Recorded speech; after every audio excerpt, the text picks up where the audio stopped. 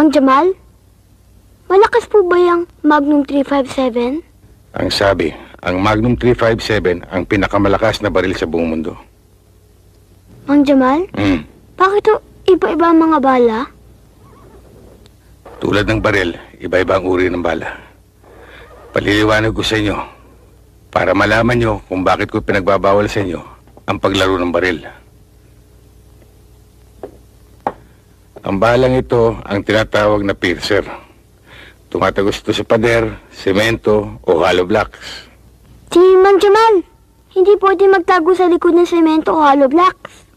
Siyempre naman, tatamaan ka nun. Oo nga no. Ito naman ang tinatawag na stopper. Kapag tinamaan ka nito, sasabog pa sa loob ng katawan mo.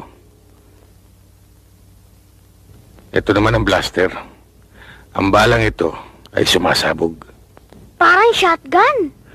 Oo. Di na kailangan sintaduhin pa.